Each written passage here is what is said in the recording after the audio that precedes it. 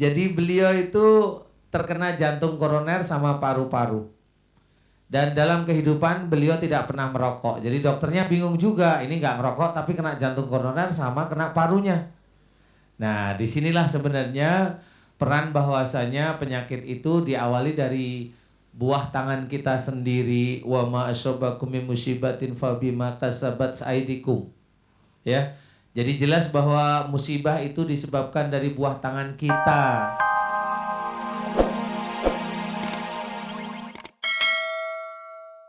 A'udzu billahi minasy syaithanir rajim.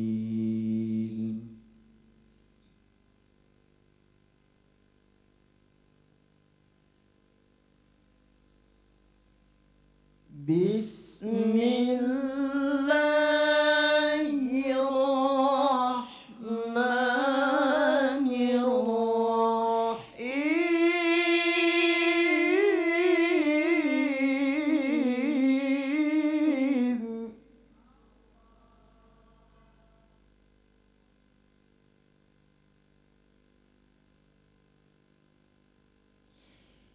Iqra bismi rabbikal-ladzi khalaq. Khalaqal insana min 'alaq. Iqra wa rabbukal akram. Alladzi 'allama bil qalam. 'Allamal insana ma lam ya'lam.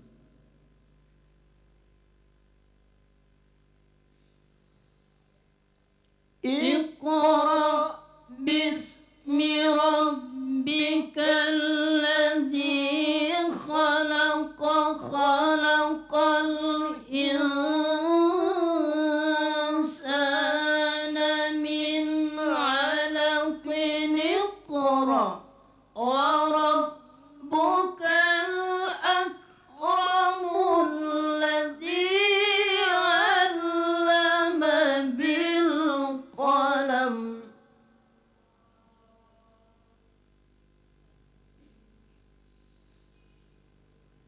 Alladzi 'allama bil qalam 'allamal insana ma lam ya'lam. Shadaqallahul azim. Terima kasih kepada Ustadz Umar dan Ustadz Sony yang telah membuka acara ini dengan pembacaan ayat-ayat suci Al-Quran. Semoga kita yang mendengarkan dan yang membaca mendapatkan hidayah dari Allah Subhanahu wa Ta'ala. Assalamualaikum warahmatullahi wabarakatuh.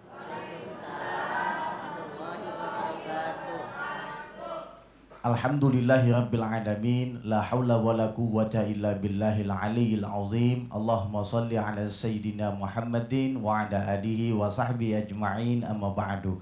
Pemirsa pecinta Bengkel Hati dimanapun Anda berada dan juga jamaah yang sudah hadir di Masjid An-Nida MNC TV, semoga kita semua senantiasa mendapatkan lindungan dan naungan dari Allah Subhanahu wa Ta'ala. Allah berikan kepada kita keberkahan hidup dunia dan akhirat, dan Allah selamatkan kita di dunia pula di akhirat nanti insyaallah. Pemirsa yang dicintai Allah Subhanahu wa Ta'ala, tema kita di pagi ini yakni penyempitan pembuluh darah. Apa saja penyakit diakibatkan dari penyempitan pembuluh darah ini dan apa penyebabnya, insyaallah kita akan bahas nanti bersama dengan guru kita Ustadz Danu. Apa kabar Ustadz? Alhamdulillah baik. Penyempitan pembuluh darah ini apa aja nih Ustadz? Iya, salah satunya akibatnya. Salah satunya koroner ya yang mau kita bicarakan. Jadi memang jantung ya. Jantung khususnya di jantung nih. Penyempitan pembuluh darah itu penyebabnya karena apa? Bisa pembuluh darahnya yang menyempit sendiri, mengeras maksudnya.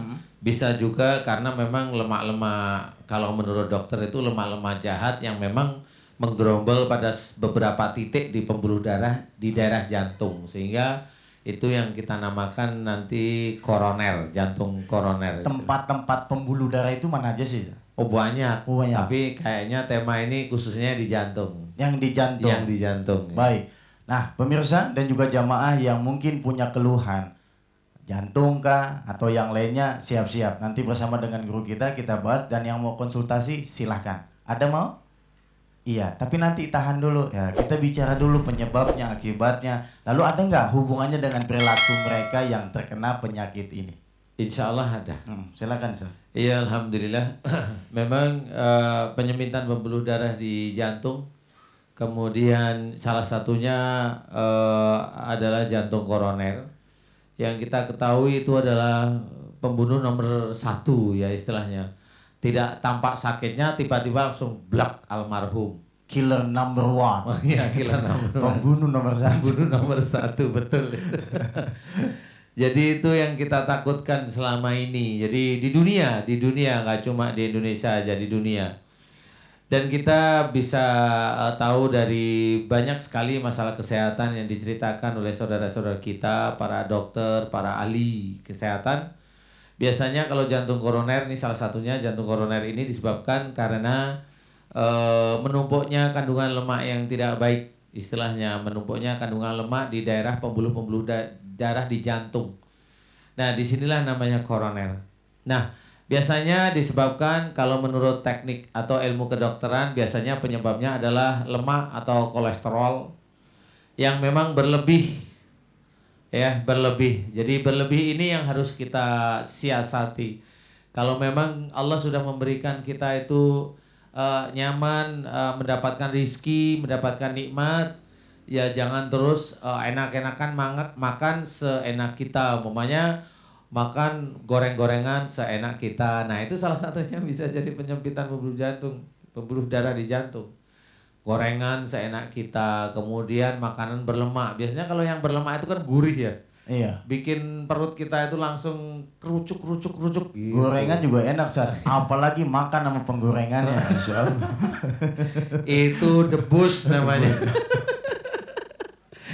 Jadi memang kita harus memahami bahwa yang makanan-makanan yang penuh dengan lemak itu sebenarnya juga tidak terlalu sehat bagi tubuh kita. Jikalau kita itu malas olahraga, jikalau kita malas gerak. Jadi itu memang kurang sehat, sangat kurang sehat.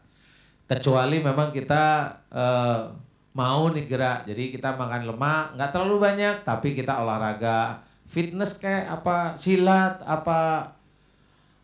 Pokoknya bergerak. Pokoknya bergerak ya benar. Paling tidak 1 jam sehari itu untuk bergerak minimum. Jadi sambil makan bisa nggak? Bergerak gitu. Itu bisa jadi apa namanya? Gangnam Style nanti ya. Oh, nonton ya? Nonton lucu.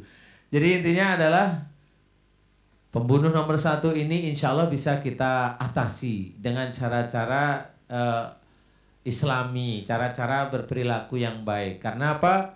Bukan makanan yang berkolesterol atau makanan yang berlemak ini hanya penyebab yang nomor kesekian. Intinya insya Allah adalah seseorang yang terkena jantung koroner biasanya disebabkan relatif emosinya itu cukup tinggi. Emosinya cukup tinggi, cukup emosi, keluar marah.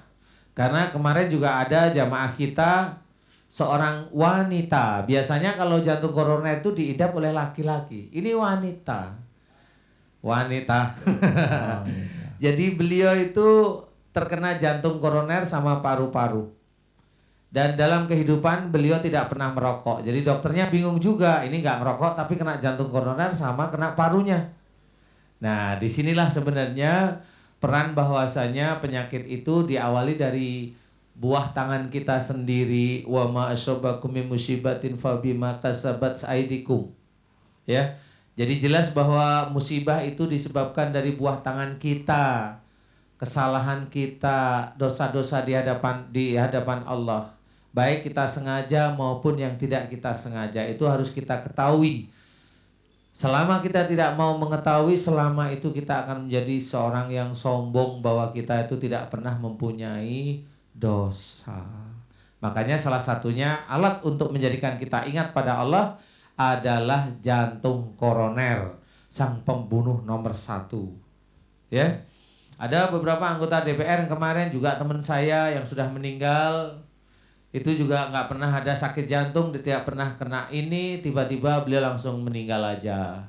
Ya iya pasti, yang karena begitu pasti jantung, serangan jantung mendadak, padahal tidak pernah terkena penyakit jantung sebelumnya. Nah, di sinilah kita harus memahami emosi yang meledak terus-menerus itu akan menyebabkan listrik di daerah pembuluh darah di daerah jantung ini akan tidak stabil. Dengan tidak stabilnya listrik ini, dia akan memancarkan panas. Panas ini akan mengikat lemak-lemak, disitulah akan terkumpul. Secara teori seperti itu. Sehingga hanya terkumpul di daerah situ saja. Di daerah situ, dan situ. Hanya itu aja. Dan itulah yang kita namakan jantung koroner. Nah, mudah-mudahan ini bisa menjadi gambaran bagaimana Allah itu menyuruh bahwa kita disuruh untuk memaafkan kesalahan orang lain yang berbuat salah pada kita, yang berbuat dolim pada kita. Wa'afina anin nas, dan orang-orang yang selalu memaafkan kesalahan orang lain. Jadi kita harus memahami bahwasanya Al-Quran itu betul-betul petunjuk bagi semua manusia. Apalagi kita yang mengaku mutakin, mengaku loh ya, karena mutakin yang benar itu Allah yang menilai ya. Ya. Jadi kalau kita mengaku nggak apa-apa, mudah-mudahan itu bisa menjadi doa ya. Tapi kita harus faham bahwa Al-Quran ini petunjuk dan harus kita kerjakan. Kalau Allah menyuruh maafkan kesalahan orang tersebut, ya kita harus memaafkan. Kita jangan bertele-tele untuk enggak, saya nggak mau maafin sampai saya mati gitu ya. Itu mah susah yang begitu ya.